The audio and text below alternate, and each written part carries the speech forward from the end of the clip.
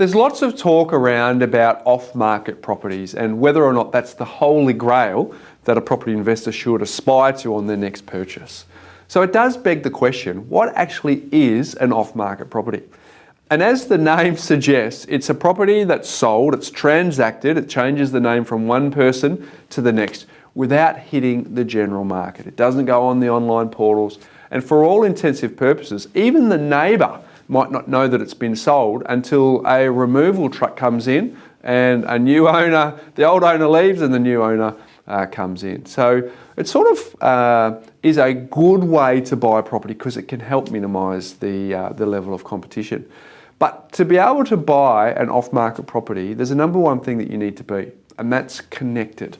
Because if they're not actually going on the market, how do you actually find out about them? And that's why a lot of buyers agents get access to off-market properties, because the real estate agents in the areas that they work with a lot know that they're professional buyers, they've got buyers who don't muck around and they just want to get the transaction done. So a lot of buyers agents actually get them, whereas the general buyer will find it quite difficult unless they get in touch with those agents, make themselves known and give them a really easy opportunity to make it available to them. So I guess the next question is, why would someone actually sell off market? And the first one is they can save some money, because if there's no board out the front, there's no auction campaign, the real estate agent can say to them, well, we can save a lot of money on marketing if we connect the buyer up very, very quickly. Another reason is if there's privacy involved, if the person's high profile, if they're a celebrity, if they're a sportsman, and they don't want people traipsing through their house, they might just want that level of privacy that comes from selling a property off market. The other thing is if someone's looking for a quick transaction, they might not want the 6-week campaign where they lead up to the auction 4 weeks and then have the anxiety that comes from going to auction. So they might just want it to happen really quickly. So connecting a willing seller and a willing buyer through an off-market transaction can happen quite fast.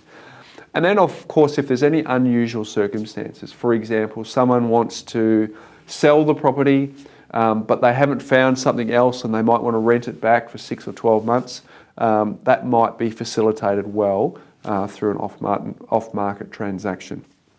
So they all sound pretty good, right? But I would say you do still need to beware, because you don't want to buy the property that's mutton dressed up as lamb. Because I've seen so many properties that have been offered to me off-market, I've gone through them, and then I've actually rejected them. And it's always interesting to see that they then come onto the market through a normal sales campaign. Now, there's this air of exclusivity that comes from buying off market, and you can easily be seduced by that. And you need to be able to still decipher, as a property investor, what makes for a great investment property and what actually is sort of just investment stock as well. So beware of the exclusive offer that's dressed up as something more than it's not. So I reject lots of off-market properties. Equally, you've got to make sure that the vendor is going to sell, because they might just be testing a wish price. They might talk to a real estate agent and say, if you get me X amount of dollars, which is, you know, a significant premium over the market, then I'll sell. So you've got to be very careful of the wish price as well. So the questions that you want to ask is, why is it being offered? Why are you selling this property off market? And really dig down to understand the vendor motivation. Secondly, do you want to know if it's being offered to you exclusively? Because if it's going to market and you go to an auction, you can see the transparency that comes from that, who you're up against. But if it's off market and they're pitting you against 2 others, you don't know who they are, and that's often not in your best advantage, because one of the benefits of off market is that lack of competition. Ask the agent, do they have a signed authority? And by that I mean, do they actually have the listing, or is it just sort of shopping it around to see the interest? Because you could waste a fair bit of your time only to get to the 11th hour and realise that the agent really doesn't have the authority to sell anyway. If in the case for me as a buyer's agent, I'm always asking, is there another buyer's agent involved as well? Because then I can sort of suss out my competition.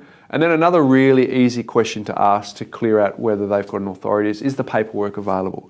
Has the vendor gone to the trouble to prepare the contracts and the disclosure documents that come with it so that we know that they're actually genuine sellers? So my conclusion with off markets is very simple. They can be very, very good sources of opportunity to buy your next investment property, but they are not easy to come across and often not easy to navigate. So it does make sense to use a professional who does get offered these opportunities, but they also have the ability to decipher them and filter them to make sure that they're a really good deal. So the question of whether or not off-market properties are the holy grail, I would say there's huge advantages in getting off-market properties, but not all off-market properties make for a great investment.